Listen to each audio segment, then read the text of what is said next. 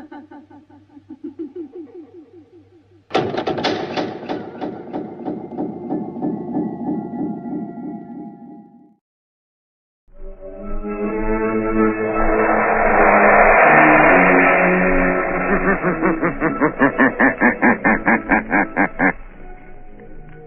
shadow knows.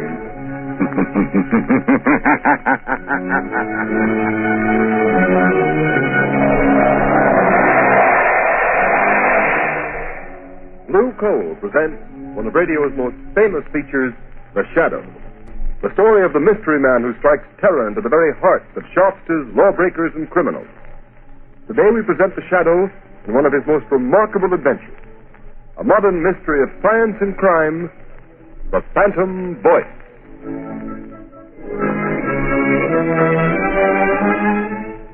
In just a moment, The Shadow begins his exciting adventure. Meanwhile, I'd like to tell you how you can safeguard the health and comfort of your family during these dangerous winter months. Burn Blue Coal. It gives you safe, uniform, healthful heat all winter long. And for valuable heating information that will save you real money regardless of the fuel you're using, send tonight for John Barclay's free 24-page book, How to Reduce the Cost of Heating Your Home. Address a postcard to Blue Coal, 120 Broadway, New York City, or to Blue Coal in care of this station. Don't miss out by delaying. Send for your free copy of How to Reduce the Cost of Heating Your Home right at the close of this program.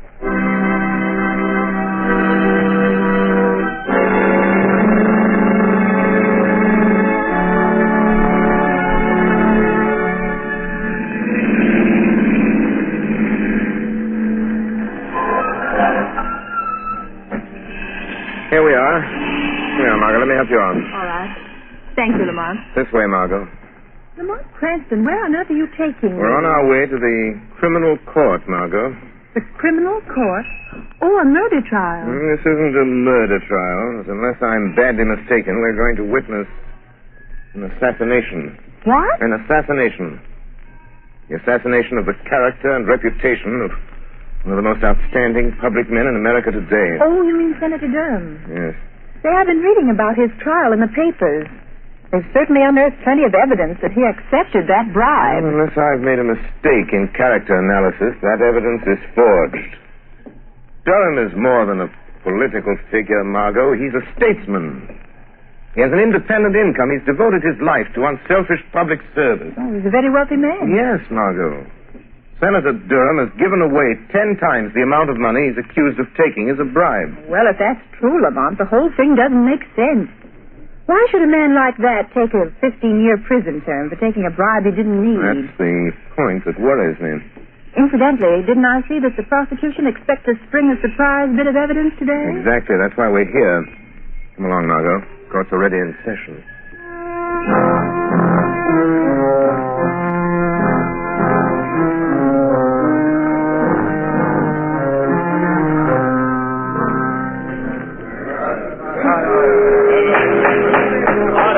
Order in the court. One more such outburst on the part of the spectators at this trial, and I shall order the courtroom cleared. Proceed, Mr. Defense Attorney. Your Honor, I have stated the case for my client. I have shown that by his record, it would have been impossible for him to act as the prosecution claims he has acted. And I have yet to see any proof that Senator Durham has committed any crime. I will now call Senator Durham himself to the stand to deny these lies in person. Senator Durham to the stand. Here I am. You swear to tell the truth, the whole truth, and nothing but the truth, so help you God? I do. Proceed with the examination. Senator, you have heard the prosecution's accusations that you did at some time during last December accept a bribe from the late Mario Rinaldi. Yes. What is your answer? I never accepted a bribe from anyone. My answer is the whole thing is a pack of lies. Order! Order in the court. Your witness. Senator Durham, do you deny that on the 16th of December last, you received a visit from the late Mario Rinaldi in your room at the Maximilian Hotel? Why, no. He came to see me, and I Confine yourself to specific answers. Gentlemen of the jury, the defense has made much of the senator's long and seemingly illustrious career of public service. They would have you believe that, like Caesar's wife, the defendant, Senator Durham, is above suspicion. They've paraded witnesses to the stand who've told you of his philanthropies, of his unselfish devotion to public service, of his blameless personal life in the past. That we do not contest, refute, nor deny.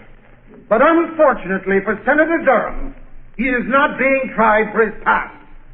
We, the prosecution, need but one more bit of evidence to complete our case. We have that evidence.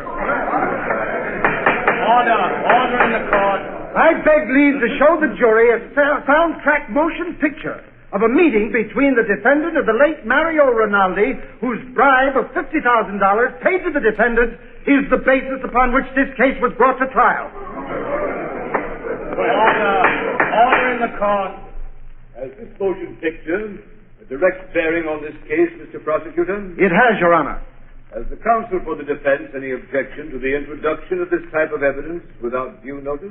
Senator Durham has nothing whatever to fear from the introduction of any authentic motion picture record of any meeting of Mario Rinaldi and himself, even though the picture was made without the senator's knowledge.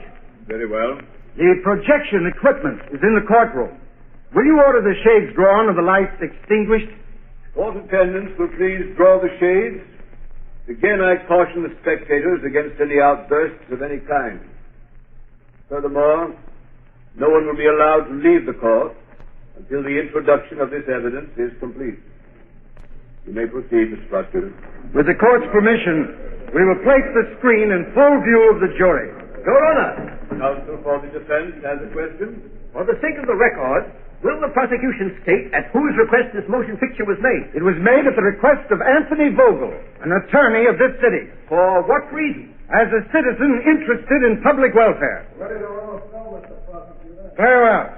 Now, if the attendant will turn out the lights. Certainly, Your Honor. Order. Silence in the court. The prosecution will submit affidavits to prove that this is an authentic film record of a meeting between Senator Durham and Mario Rinaldi on the evening of December 16th. You may turn on the machine. Yes, sir. Yes? Come in. Oh, hello, Rinaldi. I've been expecting you. Look here, Senator Durham. Why haven't I got the contract award on that Leicester Street building? The money's been appropriated. You said you'd use your influence if we fixed you up. Of course. Of course, Rinaldi. I told you you'd get that contract. For a consideration. But you didn't send me my present of $50,000 for swinging it your way. So naturally, Oh, so that's it. You want to be paid off first, huh? Yes. And in cash. No checks. Okay. You'll get your 50 grand. Get me that contract. I'll be back in an hour with your money. Order in the court. Order. Order in the court. That's the end of the film, gentlemen. It's a lie. A lie. I tell you, I never said that. Order. Order in the court. Your Honor, I object.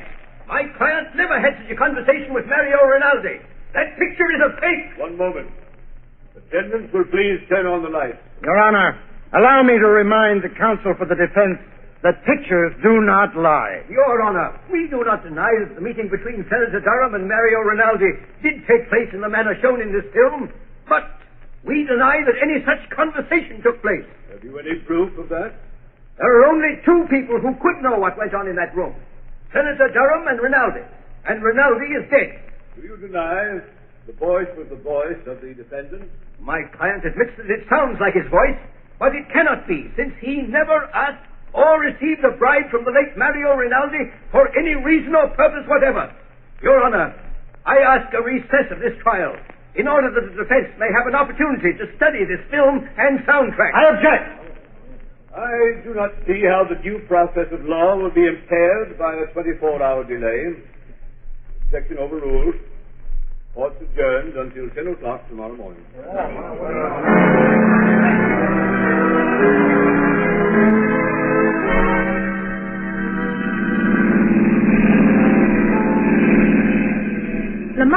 After seeing that talking picture of Senator Durham meeting Rinaldi and practically demanding a bribe, how can anyone doubt his guilt? Margot, the Greeks had a philosophy that ran something like this. Only believe half that which you see and nothing you hear. Oh, but Lamont, that wasn't hearsay evidence. That was the senator speaking. That was his voice. Even he couldn't deny. No man knows the sound of his own voice, Margot. Besides, Durham never spoke those words to Rinaldi. But you saw him. You saw the motion picture. Exactly. Because I did see him speak, I know he didn't say the things that were on the soundtrack of that film. What do you mean, Lamont? Have you ever watched the movement of a man's jaw muscles when he speaks certain words? You mean you know what he really said? No. No, his face was half averted from the camera. I couldn't see his lips. I don't know just what he did say, but I know he didn't utter the words we just heard. Oh, but Lamont, it was still the senator's voice saying those other things, demanding that bribe. I'd swear to it. Yes, and so will the jury, Margot. Unless something is done within the next 24 hours, one of the finest men in this country, an innocent man, Senator Durham, is going to be railroaded into prison for 15 years by his political enemies. I'm stopping here, Margot. I want you to wait in the car, please. Right. The lawyer's building. What are you going to do here, Lamont? I'm going up to the 25th floor, Margot. The Shadow has an appointment with one of the most crooked lawyers in this city. Anthony Vogel, who was so interested in the public welfare that he went to the trouble of having a sound camera planted in Senator Durham's hotel suite the night of December 16th.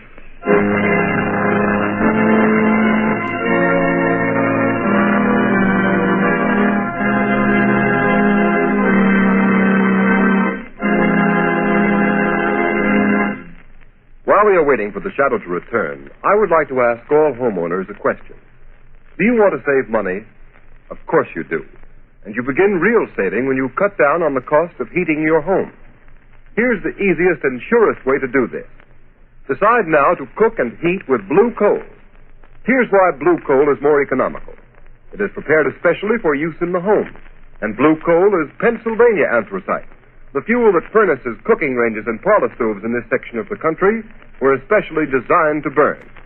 It is mined by the Glen Alden Coal Company, the world's largest producer of specially prepared home fuel.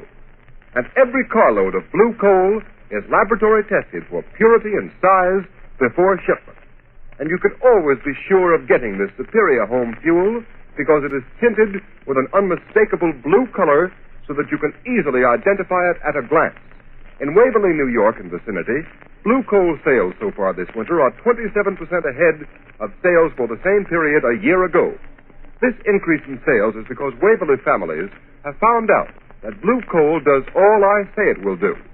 So I urge all families throughout this region to try blue coal. Order a trial ton tomorrow. Ask for blue coal by name in any one of 4 sizes: egg, stove, chestnut, or peak. You will find the name of your nearest blue coal dealer listed in the Where to Buy It section of your classified telephone directory under the name Blue Coal.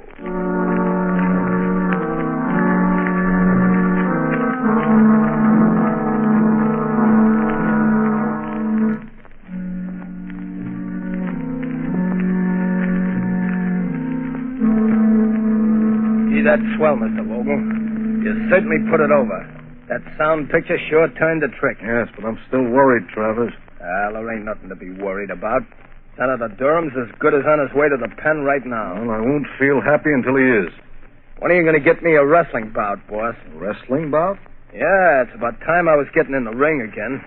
And, well, I could stand the extra dough. Forget you're a wrestler, Travers. You'll make more money in this racket as my bodyguard.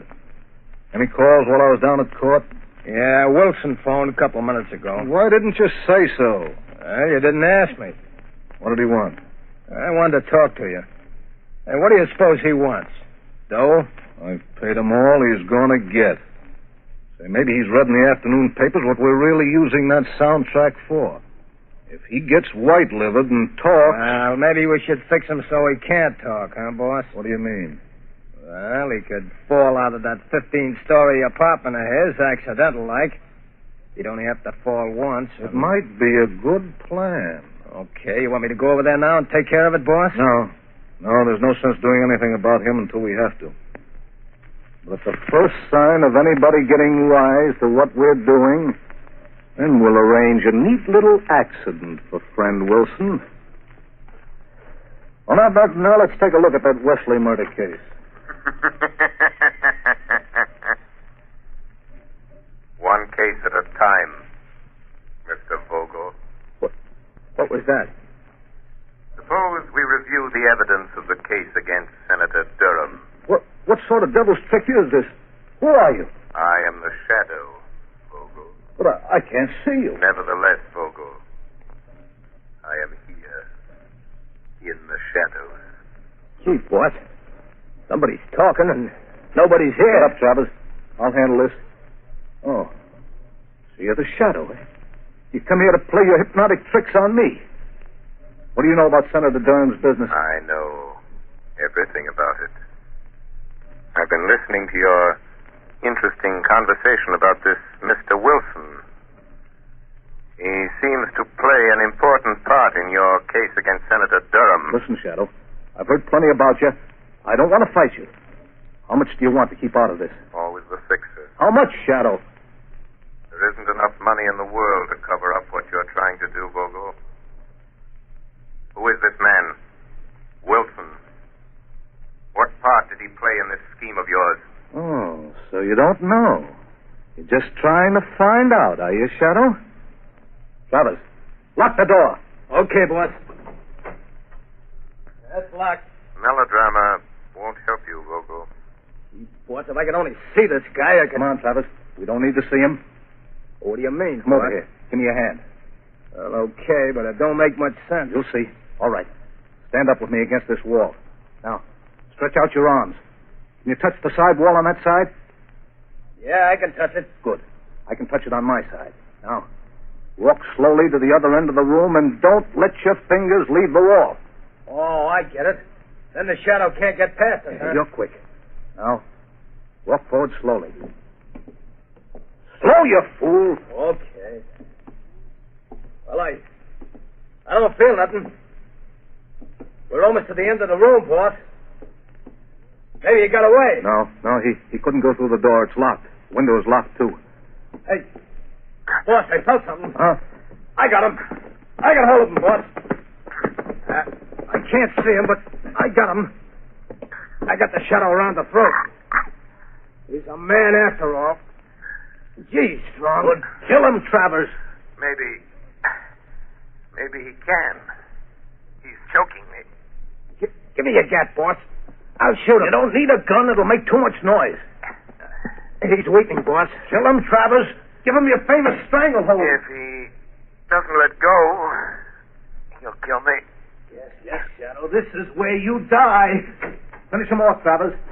I've got to hurry and take care of Wilson before he gets a chance to talk.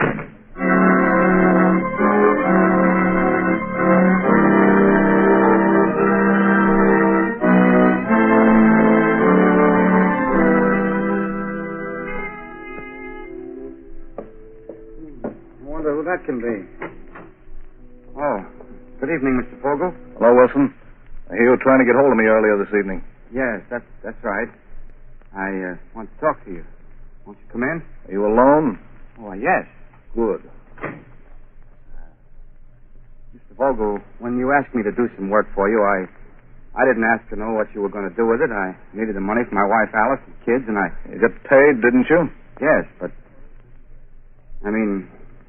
Well, all this stuff in the papers, Mr. Vogel, about the... Frankly, I don't like it. Oh, you don't?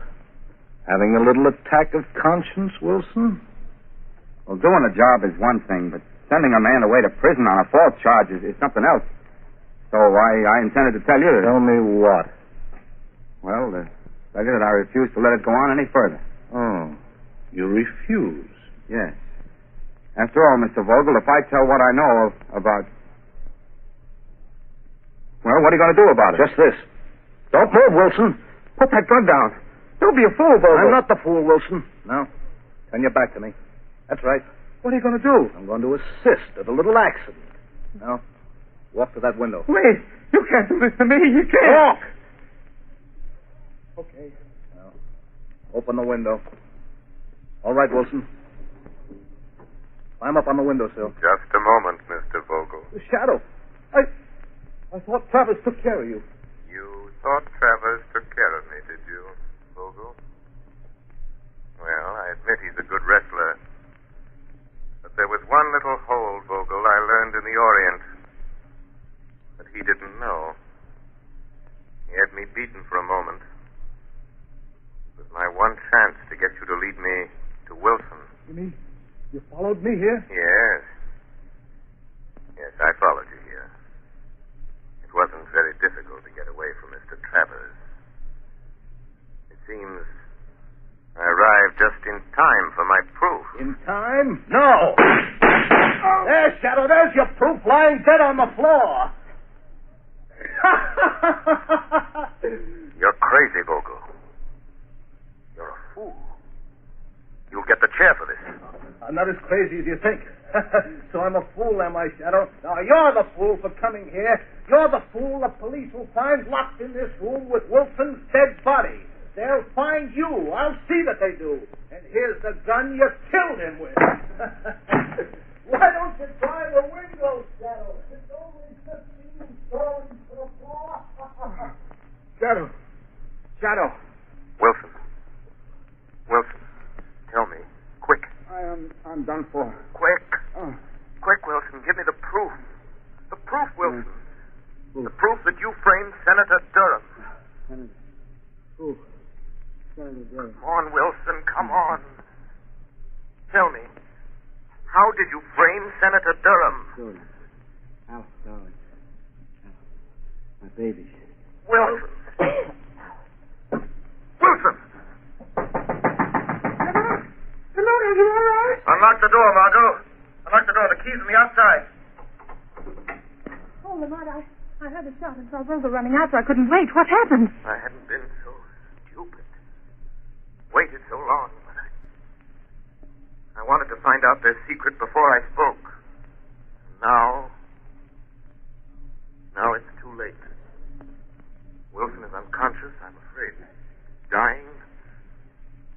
Vogel has outwitted me. After all. That's it, Vogel. Shot me. You cold-bloodedly shot me. I'm burning for it. Wilson, listen to me. Listen and think. Think. Tell me. How did you frame Senator Durham? Tell me that, Wilson. Tell me that, and I'll see that Vogel pays for doing this to you. Senator Durham, now I remember. I'll show you. Help me into the next room. I'll show you. I will help you. Easy now. Yeah. Easy. I'll get on the other side. Now, look. It's a recording studio. Yeah, that's right. It's my hobby. I'm an actor. Impersonator by profession. An impersonator? Yeah. Help me to that chair by the turntable. I impersonate people. I've imitated Senator Durham's voice dozens of times. Quick. Hand me the microphone. Turn on the switch. There, I can't hold out much longer. Here's the microphone. Drop that needle on the wax record. Turn the switch. This is you, Wilson, speaking. I've just been shot by Anthony Vogel. He hired me to...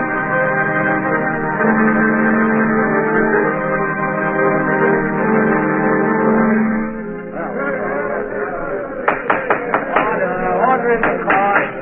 Your Honor, I move that the case against my client, Senator Durham, be dismissed. On what grounds? On the evidence contained on this record found in the apartment of the late Hugh Wilson, the radio and stage impersonator who was found shot in his apartment last night. I ask the court's permission to play it at this time. Permission granted. You may start the record now. Yes, sir. This is Hugh Wilson speaking. I've just been shot by Anthony Vogel. He hired me to impersonate the voice of Senator Durham. It's my voice on the soundtrack of the picture shown at Senator Durham's trial. I'll show how I did it. Listen. Of course, Rinaldi, I told you you'd get the contract for consideration. But you didn't send me my present of $50,000 for swinging it your way. So naturally, that's how it was done. That's how I did it. Burned innocent. You never uttered those words.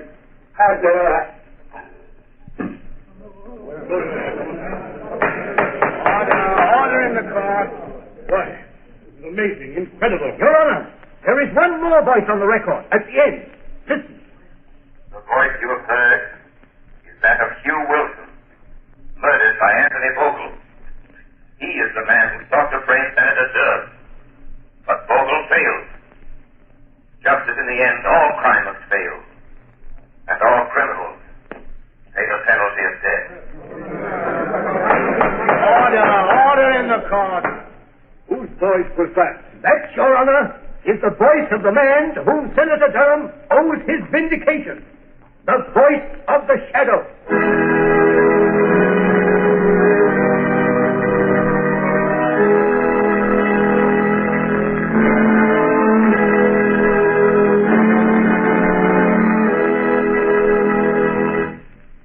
Ladies and gentlemen, before the shadow leaves you, here's John Barclay, Blue Coal's heating expert. Ladies and gentlemen, Mr. Barclay. Thank you, Ken Roberts. Good evening, friends. Just now I'd like to offer you a friendly suggestion. To lose no time in sending for your free copy of my book, How to Reduce the Cost of Heating Your Home. This little book is attractively illustrated, and each of its 24 pages holds valuable heating information that is of interest to every homeowner. Problems such as the importance of clean furnaces, putting coal on the fire, how to bank a fire, and how to light a fire are dealt with in the fullest detail.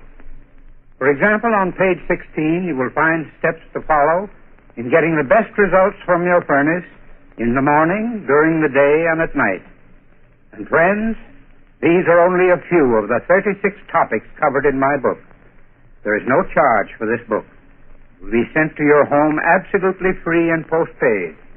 It is a part of Blue Coal's famous free service. So I earnestly recommend that you send a postcard tonight for your free copy of How to Reduce the Cost of Heating Your Home. Addressed Blue Coal, 120 Broadway, New York City, or to Blue Coal in care of the station to which you are listening. I thank you. Thank you, Mr. Barclay. Friends, these books are going like wildfire. So write for your copy tonight. Address a postcard in a clear, legible hand to Blue Coal, 120 Broadway, New York City, or to Blue Coal in care of the station to which you are listening. Write now for your copy of How to Reduce the Cost of Heating Your Home.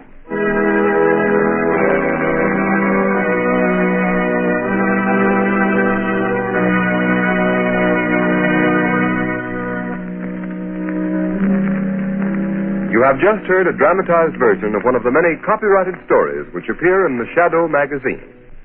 All the characters and all the places named are fictitious. Any similarity to persons living or dead is purely coincidental.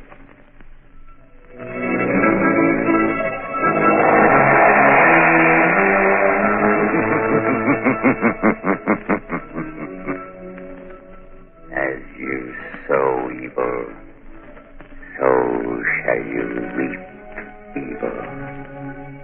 Crime does not pay. The shadow knows.